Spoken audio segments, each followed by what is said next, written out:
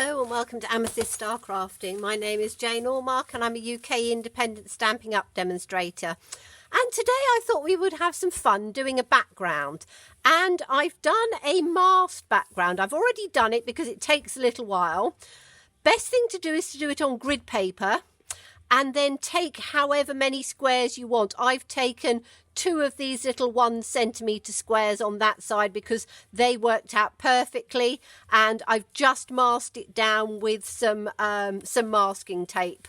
And we are going to create a sort of a fun fantasy type background.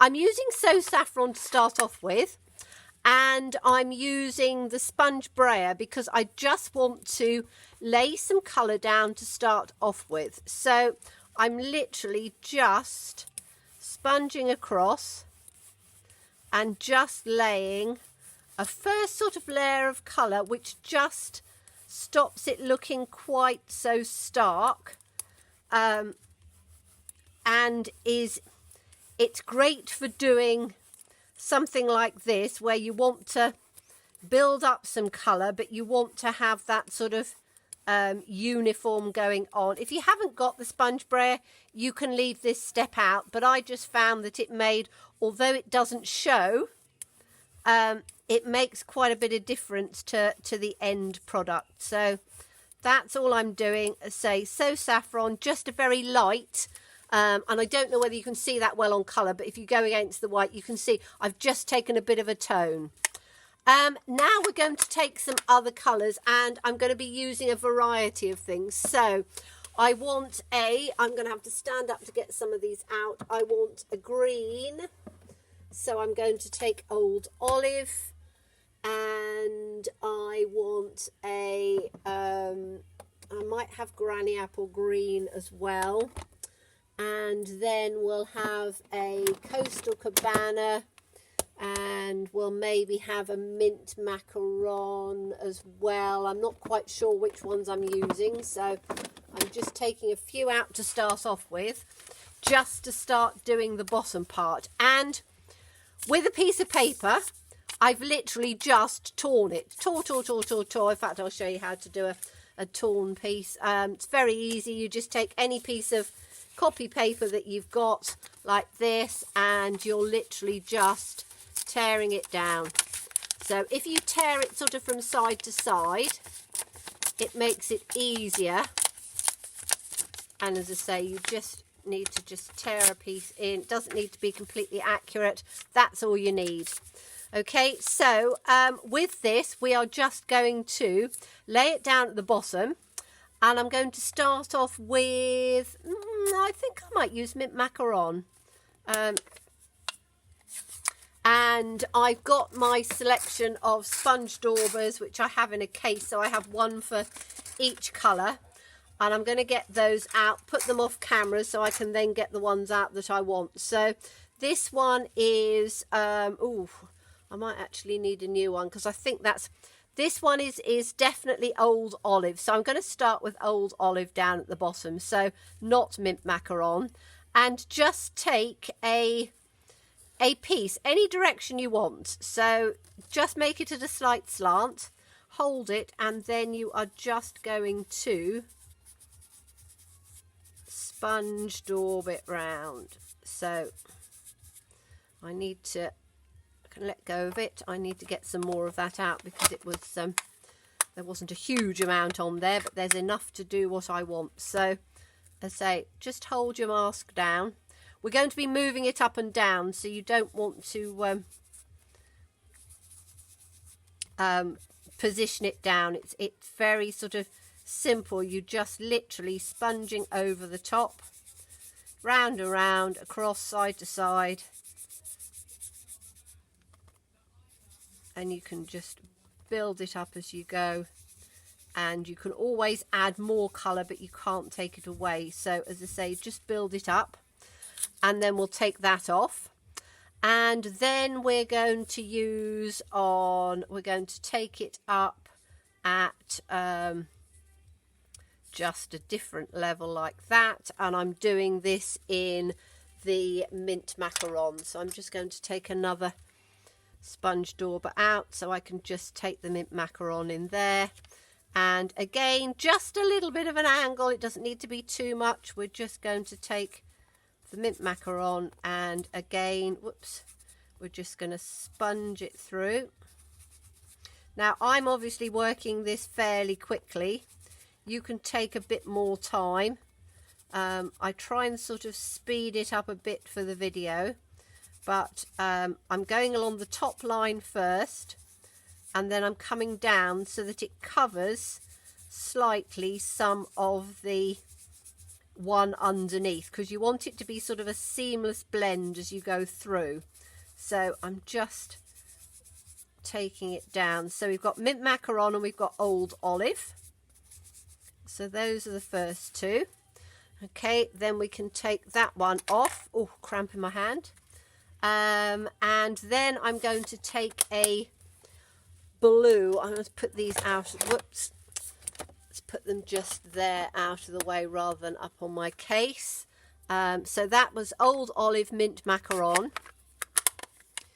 And then the next one is going to be, and we'll take it up on the other side. So it's sort of going up in different sort of tones as we go. So this one is going to be Coastal Cabana, which is in the blue. So let me just take that one, and I've just moved it into just a slightly different direction. And this is why I said it's quite a sort of a fantasy one, because it's not meant to look realistic in all of the colours that we're using, and you'll see that as we go up. It is sort of sunrisey type look, but not perfect. So, you know, you can choose your colours as you want, but I quite like, or I thought I would do something that was just a little bit more fantasy. So again, we're just bringing those down just a little bit, blending them sort of all through so that it's fairly seamless. And then we can take that one. So that was the Coastal Cabana. I'm not using Granny Apple Green. I thought I was, but I'm not going to.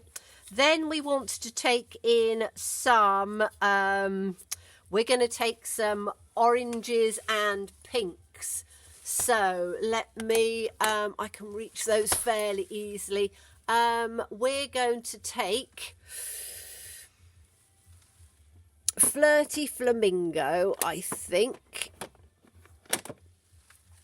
That's quite a nice pink. And then we're going to take Calypso Coral, which is an orange. So I want that in on there. So we'll have the Flirty Flamingo next, which is a pinky one. Let's make sure that I've got, I think that's Flirty Flamingo. So let's put that down in here. I've got some on here already. So I'm just going to sort of bring it across from the top, and then I can re-ink it as I go. And again, you're just sort of moving it across. And then just where it comes over on the join seam, just sort of make sure that you're bringing it across. And as I say, you can make it darker as you go, or you can keep it fairly subtle by literally just working it. So you just work it and work it and work it. And then we've got that one in on there. And then we are going to have, let's have a really sort of a high one up on here. So you can do them at whatever angles you want, really. I think I'm going to have that one there,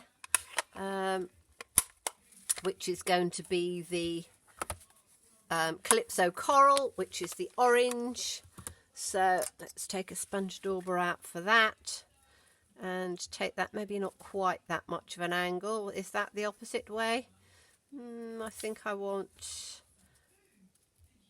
that way on there. So we'll take it that way. As I say, you can swap them over as you go. So this is the Calypso Coral. And you've got almost a sort of a rainbowy look. Not quite in exact rainbow, but it's just using some really rather nice colours blending through. that sort of gives the ground running through to the sky, but it just works quite prettily with this. Okay, so that's taken that bit to there. Oh yes, I quite like those tones coming in. And then we are going to do the top, which we're going to have a bit of a moon in. So I have already, this was done with, what size is that? A 1 1/4 inch punch, but really doesn't matter. I punch it with a piece of cardstock behind onto a post-it note, only so I can just put that in like that, because I don't want the rest of it to be coming too much over the top. Okay, and this last one we're going to do in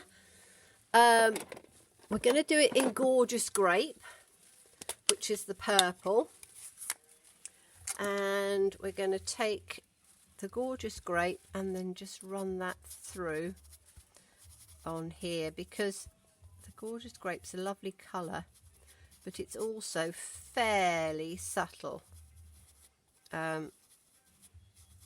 And then just be a little bit cautious on our seam line there, because it is quite a purple and orange will give sort of a muddy brown colour, so we don't want to have too much of that in on there. So I'm just being a little bit cautious in on that seam line and not bringing it down too much. Just like that. Now let's take that out a little bit. Yep, that's going to work perfectly.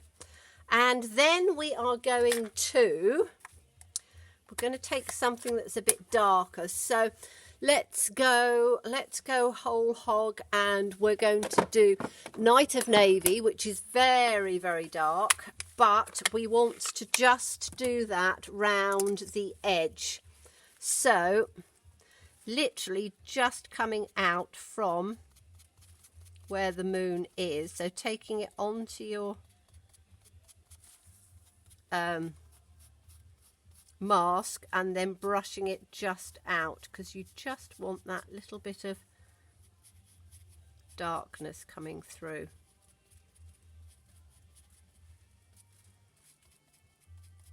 Just like that, and then we can take that out, and that gives it a little bit more of a silhouette look in there. Now our sun is not bright enough, so we're going to use some crushed curry. So as I say, you're using quite a few inks and things, but inks are one of the things that we do have quite a bit of. So again, take it from the outside, and we're just going to fill in this sun so that it comes nice and bright. So you can keep sort of building it up. And that's why you take the mask off, because you want that sort of glow of the sun just coming out at the side. And then what you can do is you can take it just down through onto the colours below, so that it gives a like a rady, like the sun shining as it goes through. So just taking it down there, so you've just got a bit of a shadow line on there, and I think that that'll do. As I say, choose your colours, but I think for something that looks a bit of a, as I say, a bit of a fantasy one. Now the part that I always hate doing, we need to take the masking tape off. Now if you put it really tight up against, so you roll it flat and do it very carefully, it should come off without tearing the paper. So we shall have to see if it does. Doesn't matter on our thing. And I'm going to put it down on the side because I can use it a few times. So this one again on the bottom, take it up onto there and you roll it up against it so that it's not, there's no chance of it dragging which is where it can tear. So just do it very, very slowly. Don't be encouraged to sort of rush it. But this is just ordinary masking tape. You can get all sorts of different non-stick tape. You can even use washi tape, but I find that even if I've detacked my washi tape, it's so strong that I do sometimes get tears on it. So to do it on this side, so let's take this one up.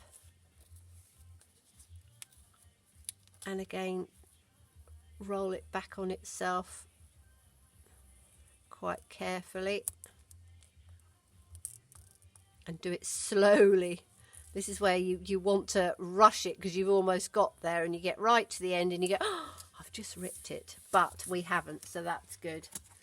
Okay, so that's that one. And then we're going to take this one on here. And again, just very carefully slide it across. And I think I'll have done the whole lot without them going. There you go.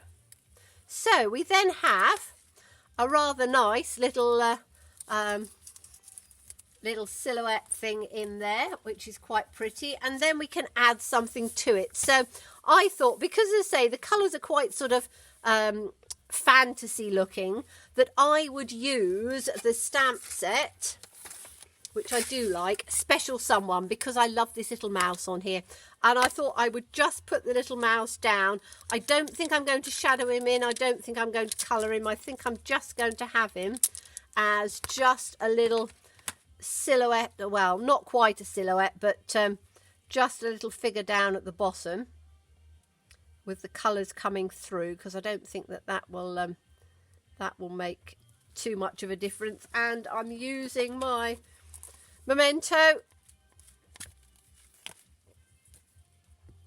and just inking him up quite well. I do it one way and then I do it the other way, because Memento being fabric, you have to sort of push it down and press it from side to side as well. Okay, so I'm just going to put the little mouse down at the bottom here, just sort of looking up at the moon. So let's just put him down like that. Yes, that's very sweet. And I'm not going to fill him in anymore because I don't want, I just like the little tiny feathery bits coming through. And then from that stamp set, while we're at it, let me just clean this off a bit. We have got, so let's put that in there. What have we got? We've got thank you, we've got happy birthday. They're quite nice because they're quite small. I think I'm just going to put a very special day, because then that will cover a lot of things. That could cover, yeah, could cover a birthday, could cover an anniversary, and I just want to keep it fairly simple because I want to keep the, I've got to work out the words upside down on here. Let's turn it over. A very special day is that one. Okay, so let's get that out. It's quite nice wording on this as well, because it is fairly, what do you call it, fairly thin font. So it's not a thick lettering. Oh, I've got some sticky note on there. Okay, so we can pick it up. Let's put that down so it is sort of straight. Photopolymer is great because you can see through it, so it makes it easier, but let's ink that up well. And then I'm just going to put that down at the bottom, just next to it like that. Hold it down for a second because it's a word stamp. Make sure I haven't got any ink on my fingers on the side. Lift it up. A very special day. Yes, I really like that. I think that's worked very well. So a fun background. All you're using is colour and some sponge brayers and things. And then let me have a look and see. Got so many inks across here for a background for this. Let me have a look. I've got a piece of black, and I think black is going to be perfect. So just put it on, because then that will make that background stand out beautifully. and you've just got a very special day with the lovely little mouse and a fun technique for the background. So thank you so much for watching me. Do look forward to seeing you again. Stay safe, stay well. Bye-bye.